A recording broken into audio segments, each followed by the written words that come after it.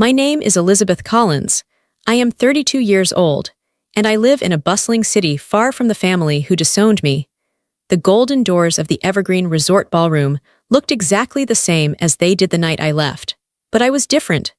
11 years ago, I walked out of this building with a cheap suitcase and tears running down my face. Tonight, I walked in wearing a Valentino gown, holding the hand of my husband, Michael, and my son, Leo. I wasn't the failure daughter anymore. I was the CEO of a medical empire, but they didn't know that yet. I scanned the room. The music was loud, but my heart beat louder. Then I saw them. My sister, Grace, in her white dress. My father, Dennis, holding a glass of champagne. My mother, Margaret. Their eyes landed on me. The smiles dropped from their faces instantly. It was like seeing a ghost. My mother marched over, her face twisted in that familiar look of disgust. She didn't look at my beautiful gown or my happy family. She only saw the girl she threw away. "What are you doing here?" she hissed, her voice low and sharp. The room went quiet around us. She thought she could still hurt me. She had no idea who I had become. But before I tell you how everything flipped, like and subscribe, drop a comment. Where are you watching from? My name is Elizabeth Collins. I am 32 years old. My mother's hiss in the ballroom took me back instantly. It took me back to the worst night of my life. I was 21 years old. It was a Tuesday. It was raining hard against the windows of my parents' house. I remember the sound of the rain because it was the only sound in the room before the shouting started. I stood in the living room holding a piece of paper. It was a bank statement. My hands were shaking. I had gone to the bank that morning to pay my tuition for my final year of college. The teller looked at me with pity. She told me the account was empty. Zero. I walked home in a daze. When I walked into the house, my parents were sitting on the couch watching TV. Grace was there too. She was painting her nails on the coffee chair. She was 23 then, 2 years older than me, but she acted like a teenager. "Where is it?" I asked. My voice was small. My father didn't look away from the TV. "Where is what, Elizabeth?" "My college fund," I said. "The money Grandma left for my education. The account is empty." My mother finally looked up. She didn't look guilty. She looked annoyed. She took a sip of her tea and set the cup down slowly. "We had to move some things around," she said. "Move things around?" I stepped closer. "That was $40,000. That was for my degree. I have 1 year left. I can't register for classes without it." Grace blew on her nails. She looked bored. "God, Liz. Stop being so dramatic. It's just money." "It's not just money, Grace. It's my future," I yelled. My father stood up then. He was a big man, and when he was angry, he filled the room. "Do not raise your voice in this house, young lady." "You stole from me," I screamed. I couldn't stop myself. "Where did it go?" My mother stood up too. She smoothed down her skirt. Grace needed it. She was in a bad place. She needed a fresh start. We sent her to that wellness retreat in Bali, and then she needed a car to get to her internships. I looked at Grace. She was smirking. She hadn't had an internship in 3 years. She spent her time shopping and posting pictures online. "You spent my college tuition on a vacation for Grace?" I asked. I felt sick. My stomach twisted into a knot. "I have a 4 GPA. I am on the dean's list. Grace failed 3 classes last semester." "Grace is sensitive," my mother snapped. "She needs our support. You have always been. Harder, you can take care of yourself." "Grace needs help." "I can take care of myself," I laughed, but it sounded like a sob. "I am your daughter too. Why do you always choose her? Why does she get everything while I work my butt off?" "Because you are selfish," my father said. His voice was cold. "You have always been selfish. Calculating. You think you are better than us because you read your books and get your grades. You don't care about this family." "I don't care." Tears started to spill down my face. "I cook dinner 3 nights a week. I clean the house on weekends so you can rest. I work part-time at the library to pay for my own books. Grace doesn't do anything." "That is enough." My father pointed to the door. "If you think we are such terrible parents, if you think we are thieves, then you can leave. We don't want an ungrateful daughter in this house." I froze. "What?" "You heard your father," my mother said. She crossed her arms. "Get out. If you're so smart, go figure it out on your own." "It's storming outside," I said. "I have nowhere to go." "Not my problem," Grace said. She finally looked at me. Her eyes were cold. "Maybe you can sleep in the library." I looked at them. My mother, my father, my sister. They were a wall, a solid wall of rejection. They didn't love me. I realized it in that moment. They didn't just prefer Grace. They actively disliked me. I was a burden to them because I reminded them of what they weren't. I was responsible. They were reckless. I didn't say another word. I went to my room. I packed one suitcase. I took my clothes, my laptop, and a picture of my grandmother. I left everything else. When I walked back downstairs, they were watching TV again. They didn't look up. I opened the front door. The wind howled. Rain sprayed into the hallway. "Don't come back crawling when you fail," my father called out without turning his head. I stepped out and closed the door. I walked to the bus stop in the rain. I was soaked instantly. I sat on the cold metal bench and cried until my chest hurt. I had $50 in my pocket. I had no degree. I had no family. I was alone. The first night, I slept at a bus station. I was too scared to sleep, really. I just sat there, clutching my suitcase, watching people pass by. I felt like I had a sign on my forehead that said homeless or unwanted. The next day, I found a cheap motel on the edge of town. It cost $30 a night. It smelled like old cigarettes and mildew. The carpet was sticky, but it had a lock on the door. I sat on the bed and made a plan. I was not going to let them win. My father said I would come crawling back. I swore to myself, right there in that dirty room, that I would never ask them for a penny. I would rather starve than beg them for help. I needed money, fast. I walked to every business within 5 miles. I asked for work. A diner called Pete's Place hired me as a dishwasher and waitress. The owner, an old man named Pete, saw my suitcase and didn't ask questions. $7 an hour plus tips, he said. You start now. I tied on an apron. I washed dishes until my hands were raw and red. I waited tables with a smile, even though I was exhausted. I picked up extra shifts whenever I could. I found a tiny studio apartment above a garage. It had no heating in the winter and no air conditioning in the summer. It was freezing cold and boiling hot. But it was mine. I couldn't afford to go back to my expensive university. That dream was dead. But I didn't stop learning. I enrolled in the local community college. It was cheaper. I took night classes. My schedule for 3 years was brutal. 5 a.m., wake up, study. 7 a.m., 3 p.m., shift at the diner. 4 p.m., 7 p.m., classes. 8 p.m., 12 a.m., shift at a cleaning service, scrubbing office floors. I was tired all the time. My bones ached. I ate instant noodles every single day because they cost 20 cents a pack. I lost weight. My clothes hung loose on my frame. I didn't have friends. I didn't have time for them. When Christmas came, I spent it alone in my apartment. I watched movies on my laptop and ate a sandwich. I imagined my family eating a big dinner, laughing, probably making fun of me. Remember Elizabeth, the dropout? It hurt. It hurt so much. But the pain became fuel. Every time I wanted to give up, I remembered Grace's smirk.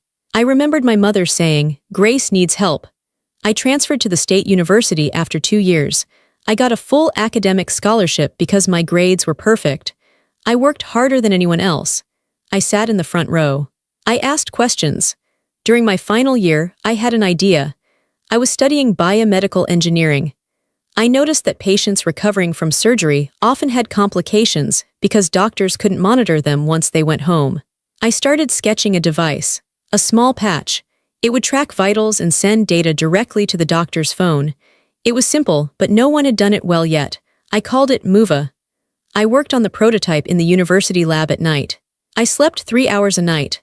I met Michael during this time. He was a medical student. He saw me sleeping in the library one morning. He bought me a coffee. "You look like you carry the weight of the world," he said. He had kind eyes. "Just my own weight," I said. He didn't run away when I told him I had no money. He didn't judge me when I told him my family disowned me. He believed in me. When I showed him the MUVA prototype, he didn't say it was cute. He said, "This is going to change medicine." I graduated summa cum laude, top of my class. My parents weren't there, they didn't even know. Michael was there. He cheered so loud people turned to look. After graduation, I didn't get a job. I built my company. Michael and I lived in a tiny apartment. We ate cheap food. We put every dollar into MUVA. I pitched my idea to investors. Most of them were old men. They looked at me, a young woman in a cheap suit, and they said no. "It's too risky," they said. "You don't have experience." But I was used to rejection. Rejection was my native language. I didn't stop. I kept knocking on doors. Finally, one investor said yes. We launched the product. It exploded. Hospitals wanted it. Doctors loved it. It saved lives. The money started coming in. First a little, then a lot. We moved out of the tiny apartment. We bought a house. We got married. We had Leo. I was happy, truly happy. But in the back of my mind there was always a shadow. My family, they were still out there. They thought I was dead or in jail or working at a gas station. I never called them. I never checked on them. But I knew this day would come. When the invitation to Grace's wedding arrived at my old college address, which forwarded mail to me, I almost threw it away. It was addressed to Elizabeth Collins. Not Elizabeth Ross, my married name. They didn't know I was married. They didn't know I was a CEO. The invitation was a generic pity invite. If you are around, feel free to come. No request for an RSVP. They didn't expect me to show up. Michael saw me holding the invitation. Are you going? I looked at him. I looked at our beautiful home. I looked at the life I built with my own 2 hands. Yes, I said, it's time they met the real me. So here I was, 11 years of pain, work, and silence later. Standing in the ballroom, my mother stood in front of me, blocking my path. She was wearing a beige dress that probably cost more than my first car. Her face was tight with anger. She looked at me like I was a stain on her perfect white carpet. I asked you a question, she said, her voice dropping to a harsh whisper so the guests nearby wouldn't hear. What are you doing here? Who invited you? I received an invitation, I said calmly. I reached into my clutch purse. I didn't hand it to her, I just held it up. Addressed to Elizabeth Collins. My father stepped up beside her. He looked older. His hair was completely white now. He looked at Michael, then at Leo, and finally at me. He didn't look happy to see his grandson. He looked suspicious. We sent that out of courtesy, my father grumbled. We didn't think you would actually have the nerve to show up. Look at you, you're making a scene. I'm not making a scene, I said. I'm standing here. You look. My mother looked me up and down again. She seemed confused by my dress. It was a Valentino. It was elegant, dark green, and tailored perfectly to my body. It wasn't something a dropout waitress could afford. Did you rent that dress? Are you trying to beg for money? Because if you are here to ask for a handout, you can turn right around. Grace appeared behind them. She looked beautiful in her wedding dress, but her face was pale. She stared at me with wide eyes. She didn't look like a happy bride. She looked like a child who had been caught stealing cookies. Liz, she squeaked. Hello, Grace, I said. Congratulations. You need to leave, Grace said quickly. She looked around the room nervously. You don't belong here. This is a high society event, Liz. There are doctors here, important people. You're going to embarrass me. Embarrass you? I repeated. Yes, everyone knows you, failed. Grace nervously touched her hair. Just go, please. I'll give you some cash for a cab. She reached for her purse on a nearby table. She was trying to pay me to leave. Again, just like they paid for her to have everything while I had nothing. Before I could answer, Michael stepped forward. He placed a hand on the small of my back. His grip was warm and steady. Keep your money, Michael said. His voice was deep and projected well. He wasn't whispering. My wife doesn't need your cash. My father frowned at Michael. And who are you? I'm Michael Ross, he said. He extended a hand, but my father didn't take it. Michael dropped his hand but kept his chin up. And this is our son, Leo. You got married, my mother said with a sneer. I suppose that's one way to survive. Find a man to take care of you since you couldn't make it on your own. I felt a flash of anger, hot and sharp, but I pushed it down. I didn't need to yell anymore. I didn't need to scream over the rain.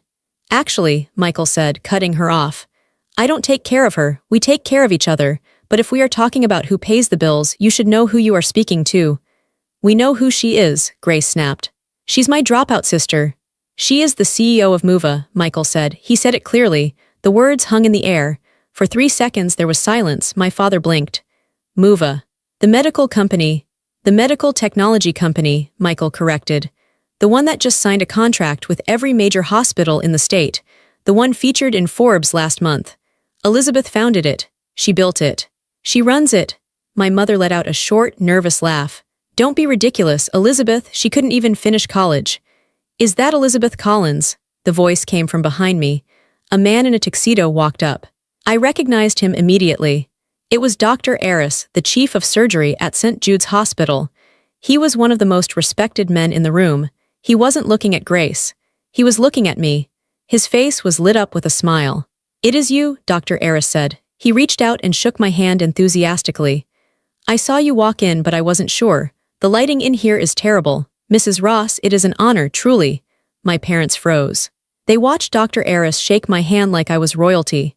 Thank you, Dr. Eris, I said, smiling professionally. It's good to see you again. Did you receive the new prototype we sent over? I did, it's brilliant, he gushed. He turned to my parents, who stood with their mouths slightly open. You must be her parents. You must be incredibly proud. Muva has revolutionized how we handle post-op care. Your daughter is a genius. A literal genius. The color drained from my mother's face. She looked at Dr. Eris, then at me, then back at Dr. Eris. She tried to form a smile, but it looked like a grimace. Yes, of course, my father stammered. He looked lost. We didn't know she was active in the field, my mother said weakly. Active? Dr. Eris laughed. She owns the field. She's the keynote speaker at the National Medical Conference next month. I'm just hoping I can get a front row seat. More people were starting to look. The whisper Muva rippled through the crowd. In this room, filled with doctors and hospital administrators, Muva was a household name. It meant innovation. It meant money. It meant power. Grace stood there, gripping her bouquet so hard her knuckles were white. She looked small. Suddenly, her expensive wedding dress didn't look so impressive. Her important day was being overshadowed, and she knew it. I didn't know you knew Dr. Eris, Grace whispered to me. Her tone wasn't superior anymore, it was frightened. There is a lot you don't know, Grace, I said softly. My mother tried to recover. She stepped closer to me, her voice changing instantly. It became sickly sweet, the public voice she used to charm people. Elizabeth, darling, why didn't you tell us? She reached out to touch my arm. I took a half step back. Her hand fell to her side. Tell you, I asked. You told me to leave and never come back. You told me I was a failure. I just followed your instructions. Oh, don't be silly, she laughed nervously, glancing at Dr. Eris to see if he heard. Families fight. It's what we do, but look at you. You're a success. Dennis, look, our daughter is a CEO. My father puffed out his chest. Yes, well, the apple doesn't fall far from the tree, does it? We always knew she had the drive. I stared at him. The audacity was breathtaking. They were trying to rewrite history in real time. They wanted to claim my success. They wanted to take credit for the woman I became, despite the fact that they had tried to destroy her. I didn't yell, I didn't call them liars in front of Dr. Eris. I just smiled, a cold, polite smile. I think the tree tried to chop the apple down, actually, I said pleasantly. My father choked on his drink.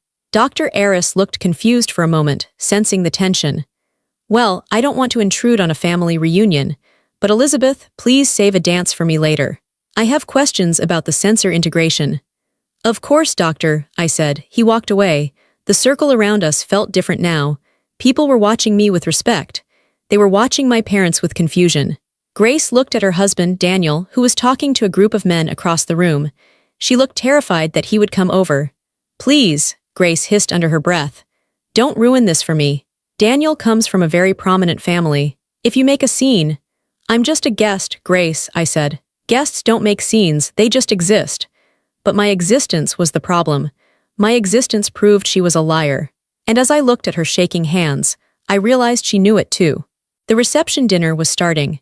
Waiters were moving around with silver trays. The noise level in the room was high, clinking glasses, laughter, music. Michael, Leo, and I were seated at a table near the back. My parents hadn't assigned us a table, obviously, so the wedding planner had frantically set up 3 extra spots at table 19, which was mostly filled with distant cousins who hadn't seen me since I was a teenager. They were polite but awkward. They asked what I did. When I told them I ran a tech company, they nodded politely, clearly not understanding the scale of it. I didn't explain. I just cut Leo's chicken for him and sipped my water. I saw Daniel, the groom, making his rounds. He was a tall man with kind eyes and a nervous smile. He looked like a good man. He was shaking hands, thanking people for coming. He worked his way toward table 19. When he got to us, he stopped. He looked at me, then at the name card on the table, Elizabeth Collins. He frowned. A look of genuine confusion crossed his face. He leaned in. Elizabeth? He asked. Grace's sister. I stood up to shake his hand. Yes, hello, Daniel, congratulations. He took my hand, but he didn't let go immediately. He was staring at me. I didn't think you were coming. Grace said. He stopped himself. He looked uncomfortable. What did Grace say? I asked. I kept my voice gentle. I wasn't angry at him. He was just another person Grace had manipulated. Daniel glanced toward the head table where Grace was laughing loudly with her bridesmaids. He looked back at me. She said you were Unable to travel. She said you were in some kind of trouble. Financial trouble. She said she sent you money but you never responded. I felt Michael stiffen beside me. I placed a hand on his arm to calm him. Daniel, I said, Grace has never sent me money, not once. Daniel looked confused. But she told me about the college fund. She said you dropped out because you partied too much and failed your classes. She said her parents tried to help you, but you ran away. The lie was so specific. It was almost impressive. She had taken the truth and flipped it completely upside down. She projected her own failures onto me. Is that what she told you? I asked. Yeah, Daniel said. He looked at my dress. He looked at Michael's expensive watch. He looked at the way I held myself. But you don't look like someone in financial trouble. I'm not, I said. And Dr. Eris, Daniel continued, his brow furrowing. I saw him talking to you earlier. He looked like he knew you. He uses my company's technology, I said. Your company? Daniel asked. Muva, Michael said. He stood up too. Elizabeth is the founder and CEO of Muva. Daniel's jaw literally dropped. He was a doctor. He knew exactly what Muva was. You invented the remote post-op sensor. I did, I said. Daniel looked like he had been slapped. He stepped back, running a hand through his hair. I don't understand. Grace said you were a dropout. She said you weren't capable. I graduated summa cum laude from State University, I said. I worked 3 jobs to pay for it. I didn't have a college fund, Daniel. My parents took my college fund, $40,000, and used it to send Grace to a resort in Bali and buy her a car. Daniel stared at me. What? Ask her, I said calmly. Ask her about the storm in 2012. Ask her why I left with 1 suitcase. Ask her who actually failed their classes. Daniel looked at the head table again. Grace was drinking champagne. She looked carefree, but Daniel looked sick. The pieces were falling into place in his mind. She told me she graduated with honors, Daniel whispered. She told me she has a degree in biology. Does she? I asked. Have you ever seen her diploma? Daniel went pale. She talks about medical stuff, Daniel said, but he sounded like he was trying to convince himself. She knows the terminology. She listens to you, I said. She parrots what she hears. Grace is smart, Daniel. She is socially intelligent. She knows how to mirror people, but she doesn't know biology, and she certainly didn't graduate with honors. Daniel looked at me. His eyes were searching for a lie, but he couldn't find one. He saw the steady, calm truth in my face. He saw the successful woman standing in front of him, contradicted by the stories of a failure sister. Why? He asked. Why would she lie about you? Why would her parents go along with it? Because if I am the failure, they don't have to feel bad about what they did to me, I explained. And if I am the failure, Grace looks better by comparison. I was the scapegoat, Daniel. I have always been the scapegoat. Daniel looked down at his wedding ring. It was only a few hours old. He looked devastated. I married a stranger, he whispered. You married a version of her, I said. But the foundation is cracked. Daniel, Grace's voice rang out from the head table. She was standing up, waving a glass. Come here, we need to cut the cake. Daniel flinched at the sound of her voice. He looked at her, then back at me. The kindness in his eyes was replaced by a hard, cold resolve. He was a man of science. He dealt in facts. And he had just realized his entire relationship was built on a hypothesis that had been proven false. Excuse me, Daniel said. His voice was flat. He didn't walk back to the head table with a smile. He walked with a stiff, angry stride. He didn't go to the cake. He walked straight up to Grace. I sat back down. Michael took my hand under the table. He knows, Michael said. Yes, I replied. He knows. I watched them. Daniel was saying something to Grace. Grace's smile faltered. She laughed, trying to brush it off, touching his chest. Daniel pulled away. My parents noticed. They leaned in, looking worried. The room was still loud, but for Grace, the silence was beginning. The unraveling had started, and I didn't have to do anything but sit there and drink my water. The truth was a heavy thing, and Grace had been carrying a lie for too long. Her back was about to break. The tension at the table was thick. Michael was eating his dinner calmly, but his eyes were sharp. He was watching everything. Leo was playing with a bread roll, blissfully unaware that his mother's past was exploding a few tables away. I watched Daniel. He didn't make a scene immediately. He was smarter than that. He was a doctor, a man of science. He wanted empirical evidence. He wanted to test his hypothesis in front of peers. He guided Grace over to a group of men standing near the bar. I recognized them. Two of them were board members at the hospital where Daniel worked. Another was a visiting specialist from Chicago. These were serious men. I saw Daniel whisper something to them. The men looked surprised, then interested. They turned their eyes to Grace. Grace was smiling, holding her champagne glass, playing the part of the perfect doctor's wife. She thought she was being introduced as a peer. She had no idea she was being walked into a trap. I stood up. "I want to hear this," I whispered to Michael. We walked over slowly, pretending to get drinks from the bar. We stood close enough to hear every word. "Grace," Daniel said, his voice loud enough to carry over the jazz music. Dr. Evans here was just discussing the latest research on cellular regeneration. I told him about your thesis at Stanford. The one on, what was it again? Mitosis variants. Grace froze. Her smile stayed plastered on her face, but her eyes darted around like a trapped animal. "Oh, Daniel," she laughed, a high-pitched, brittle sound. "Not tonight, it's our wedding. No shop talk. It's so boring for everyone." "Nonsense," Dr. Evans said. He was a gray-haired man with thick glasses. "I would love to hear about it. Daniel says you graduated with honors. Stanford has a rigorous program." It was a long time ago," Grace stammered. She took a large gulp of champagne. "I've been so focused on other things lately. Charity work. You know, but surely you remember your thesis topic," Daniel pressed. He wasn't smiling anymore. His face was like stone. "You told me it was published. I've been trying to find it online to show my colleagues, but I couldn't locate it." "Which journal was it in?" The circle of people around them grew quiet. Guests nearby stopped talking. They sensed the change in the air. It wasn't a friendly conversation anymore. It was an interrogation. My parents, who had been hovering nearby, sensing trouble, stepped in. "Daniel, really," my mother said, placing a hand on his arm. "Grace is tired. She's had a long day. Let's not grill the bride." "I'm just proud of my wife," Daniel said, shaking my mother's hand off. He didn't look at her. He kept his eyes on Grace. "I want everyone to know how smart she is. Go on, Grace. Explain the core concept of your degree." Grace's face turned bright red. Sweat started to bead on her forehead. She looked at me. She saw me standing there, watching her. For a second, her eyes pleaded with me. "Help me." I didn't move, I didn't speak, I just watched. I don't feel well," Grace whispered. "Stanford doesn't offer a remote biology degree, Grace," Daniel said. His voice was like a whip crack. The silence in the room was absolute now. Even the band seemed to have quieted down. "What?" Grace whispered. "I called the registrar this morning," Daniel lied. "Or maybe he didn't, maybe he just knew. I wanted to surprise you with a framed copy of your diploma since you said you lost yours. They have no record of you, Grace. No Grace Collins, no degree, no honors." "There must be a mistake," my father blustered. He stepped forward, his face purple. "How dare you?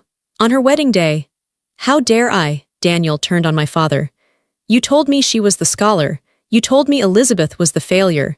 You sat in my living room and told me stories about Grace's late nights studying. Were you lying too, Dennis?" My father opened his mouth, but no words came out.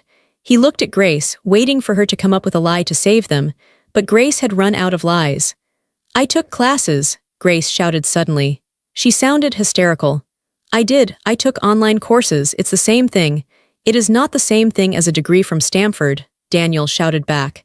"And you didn't just lie about school. You lied about everything. You lied about your sister." Daniel pointed at me. Every head in the room turned to look at me. "That is Elizabeth," Daniel announced to the room. "The woman you all said was a dropout junkie. That is the CEO of Movatech. She designs the equipment half of you doctors use in your operating rooms." Gasps rippled through the crowd. I saw Dr. Aris nod solemnly. "She is the success," Daniel said, his voice breaking. "And you are the fraud." Grace burst into tears. It wasn't a pretty cry, it was an ugly, heaving sob. She dropped her champagne glass. It shattered on the marble floor, the sound echoing like a gunshot. "I hate you," she screamed at Daniel. Then she turned and screamed at me. "I hate you, you ruined everything." She gathered up her heavy skirts and ran. She pushed through the crowd, knocking into a waiter, and fled toward the double doors. My parents stood there, exposed. People were staring at them with open disgust. They looked small. They looked pathetic. I felt a hand on my shoulder. It was Michael. "Do you want to leave?" he asked. "Not yet," I said. "I have to use the restroom." I walked to the ladies' room. The hallway was quiet, a stark contrast to the chaos in the ballroom. I could hear the muffled sound of sobbing coming from inside. I pushed the door open. It was a fancy restroom, with velvet couches and gold mirrors. Grace was standing by the sinks. She was splashing water on her face, ruining her professional makeup. Her mascara was running down her cheeks in black streaks. She looked like a nightmare version of a bride. She saw me in the mirror. She spun around. Water dripped from her chin onto her dress. "Get out," she screamed. "Get out, haven't you done enough?" I walked in and let the door close behind me. I locked it. "I haven't done anything, Grace," I said. My voice was calm. It scared her. She was used to me yelling, crying, begging. She didn't know how to handle this version of me. "You showed up," she accused. "You showed up in that dress with your rich husband, acting like you're so better than everyone. You did this on purpose. You wanted to humiliate me." "I came to my sister's wedding," I said. "I was invited."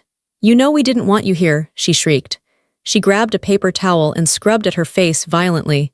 "We only sent the invite so Dad could say he tried. You were supposed to stay away. You were supposed to be the loser." "Why?" I asked. I leaned against the marble counter. I crossed my arms. "Why was it so important for me to be the loser, Grace? You had everything. You had the parents' love. You had the money. You had the vacations. Why did you need to destroy my reputation too?" Grace glared at me. Her chest was heaving. "Because you made me look bad," she spat. "Even when we were kids, you were always reading. You were always getting A's. Mom and Dad would look at you, and then they would look at me, and I could see it in their eyes. They wished I was smart like you." "So you stole my college fund?" I asked. "I deserved it," she yelled. "I needed a break, I was stressed. And you didn't need help, you always figure things out. You're like a cockroach, Elizabeth, you always survive." "I survived because I had to," I said, cold as ice. "I ate noodles for 3 years. I scrubbed toilets. I slept in a room with no heat while you were in Bali. And look at you now," she gestured wildly at my Valentino gown. "You're rich, you won.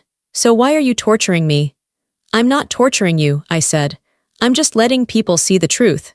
You built a life on lies, Grace. You married a man who fell in love with a fake person. You lied about your degree.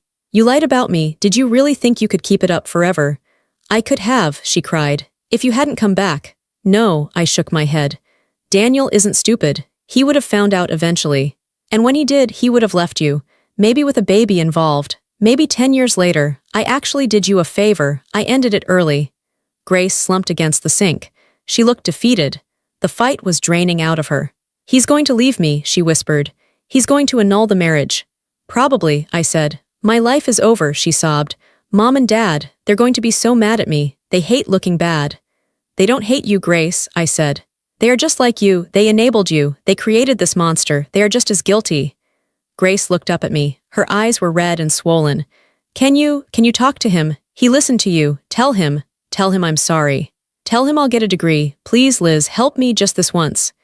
It was the same pattern. Hurt me, then beg me for help. Kick me out, then ask for a favor. I looked at my sister. I looked at the person who watched me walk out into a storm with no money and didn't lift a finger. "No," I said. Grace blinked.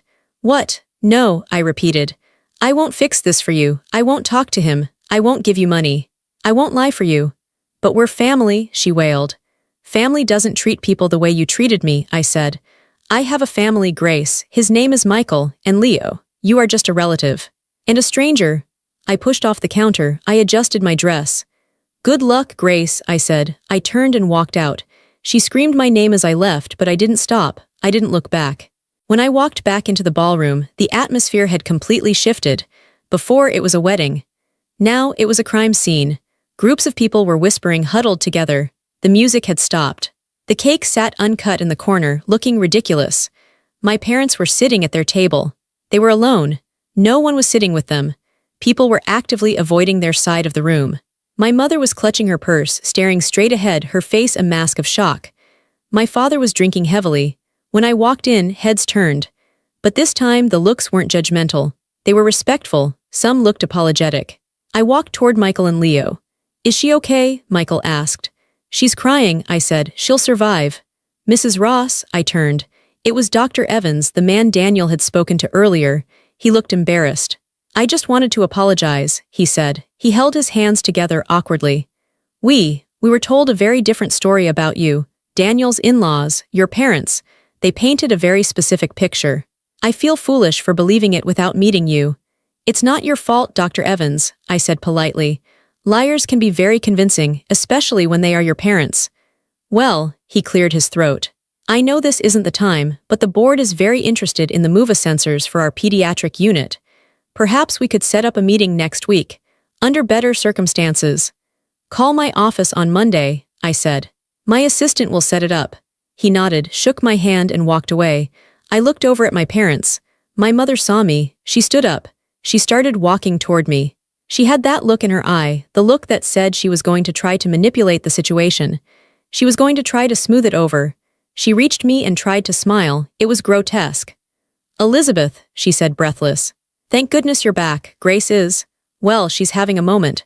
High emotions, you know. But listen, we need to do damage control.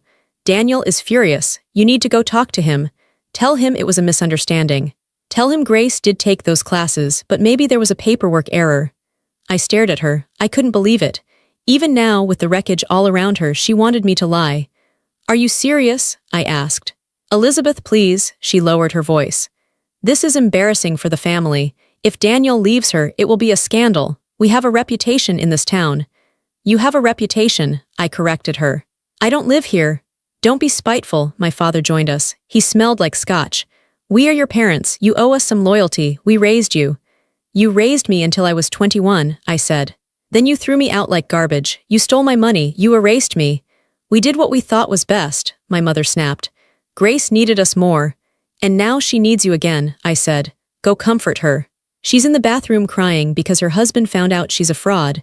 Go fix it. That's what you do, right? You fix Grace. You are a cold-hearted bitch, my father snarled. Michael stood up. He towered over my father. He didn't say a word. He just stepped between me and him. My father took a step back, intimidated. I think we're done here, I said. I looked around the room. I saw Daniel sitting alone on the stage, head in his hands. I saw the guests ignoring my parents. I saw the ruin of their perfect image. I realized something then. I didn't feel angry anymore. I didn't feel hurt. I felt free. For 11 years, I had carried the weight of their rejection. I had wondered if maybe I was unlovable. Maybe I was difficult. But standing there, watching them panic because their lies were exposed, I saw the truth. They were weak people. They were small, scared people who lived in a fantasy world. And I was real. Michael, I said, let's go. Gladly, he said. He picked up Leo, who was starting to fall asleep. Wait, my mother called out. She sounded desperate now. Elizabeth, don't walk away. We can discuss this. We can work something out. She probably wanted to ask for money, or maybe she just didn't want to be left alone with the mess she made. I didn't answer. I took Michael's hand. We walked through the center of the ballroom. The guests parted for us like the Red Sea. They watched us with admiration. I held my head high. My Valentino dress rustled softly. I walked past the table where I had been assigned, table 19, and past the head table where I should have been sitting. I walked toward the exit. The golden doors were open. The night air was waiting. We stepped out of the heavy glass doors of the Evergreen Resort and into the night air. It was crisp and cold.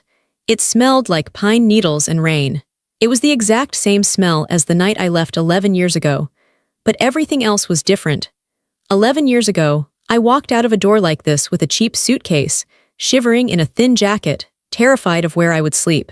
I had $50 to my name. I felt like the smallest person in the world. I felt like garbage.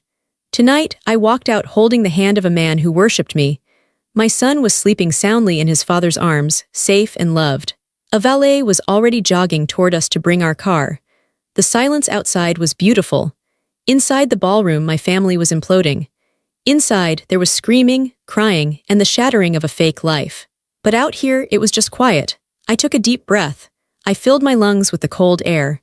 I waited for the pain. I waited to feel sad. I waited for that old, familiar voice in my head that used to say, "Why don't they love me? What is wrong with me?" But the voice didn't come. Instead, I felt a weight lift off my shoulders. It was a physical sensation. It felt like I had been carrying a heavy backpack full of rocks for a decade, and I had finally just dropped it on the ground. Michael looked at me as the valet pulled up in our car. He placed Leo gently into the car seat in the back. Then he turned to me. "Are you okay?" he asked. His eyes were searching my face. He was ready to comfort me. He was ready to hold me if I cried. I looked at him and smiled. It was a real smile. "I'm not just okay, Michael," I said. "I'm done." "Done? I'm free," I said. I spent so long trying to prove them wrong. I spent so long hoping that one day they would see me, that they would apologize, that they would realize what they lost. I looked back at the glowing windows of the ballroom.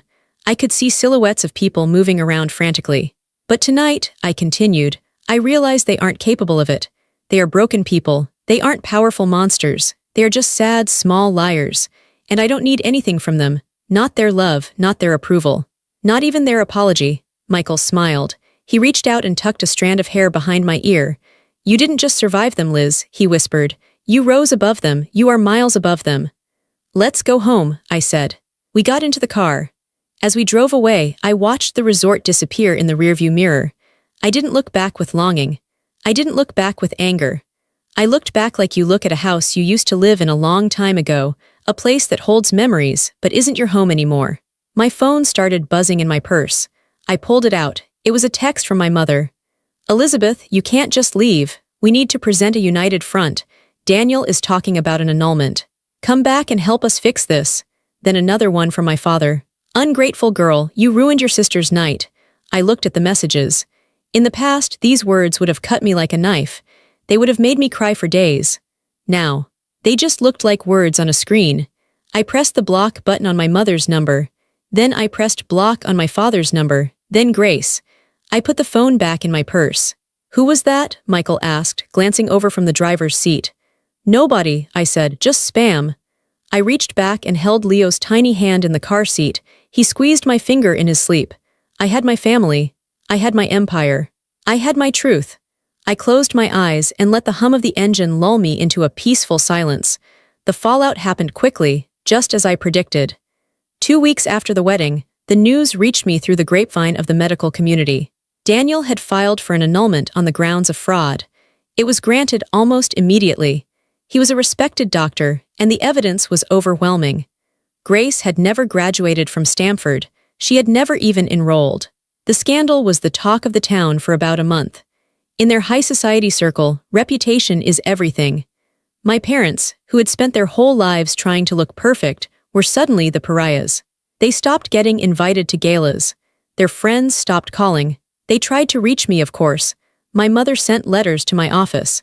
I recognized her handwriting on the envelopes instantly. Elizabeth, please, we are family. We are suffering. We need financial help to deal with the legal fees. Grace is in a bad way. I didn't open them. I put them directly into the shredder. I wasn't being cruel. I was protecting my peace.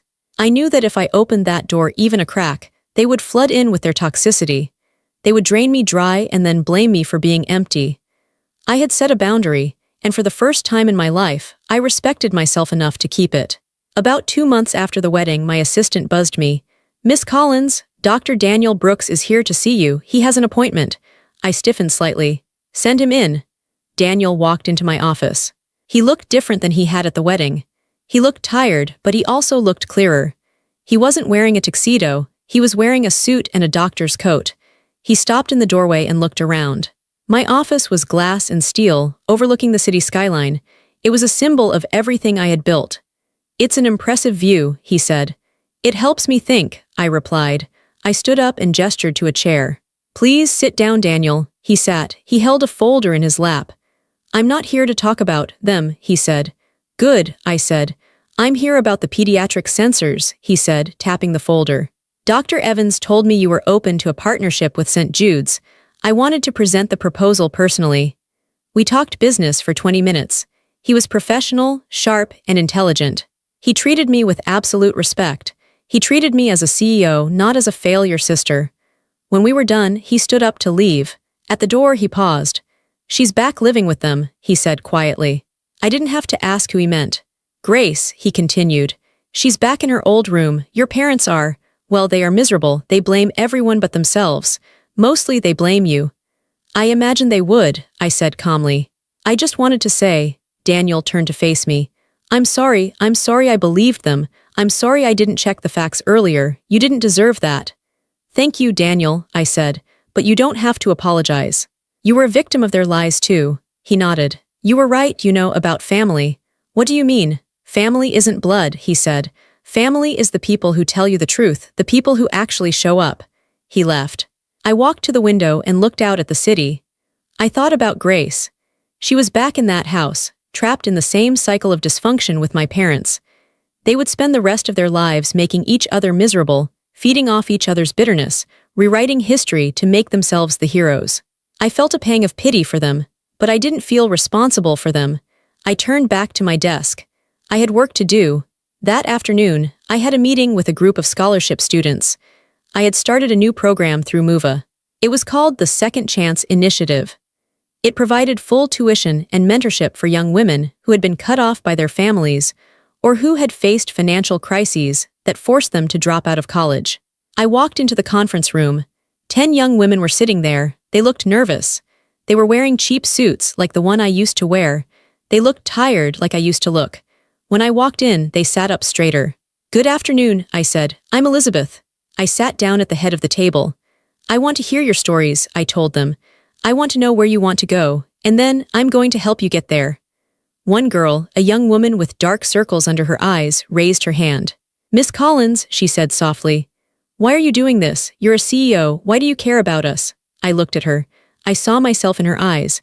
I saw the girl sitting at the bus stop in the rain. "Because I know what it's like to be told you're nothing," I said. "And I know that the best revenge isn't anger. The best revenge is success." I smiled at them. "But more importantly," I added, "I know that sometimes you have to build your own family from scratch. And you have to build your own future. I'm just here to give you the bricks." The girl smiled back. It was a hopeful smile. I went home that night to a house filled with noise. Michael was cooking dinner, something that smelled like garlic and rosemary. Leo was running around in a superhero cape, chasing the dog. I walked into the kitchen. Michael turned and kissed me. "How was your day?" he asked. "It was perfect," I said. And it was. I didn't have the family I was born into. I didn't have the mother who baked cookies or the father who gave me away at my wedding. I didn't have the sister who was my best friend. But I had this. I had truth. I had loyalty. I had a love that I earned and a love that was real. I picked up Leo and spun him around until he giggled. My parents had cast me out into the storm hoping I would drown. They never understood that the storm was where I learned how to swim. And now, I wasn't just swimming. I was soaring.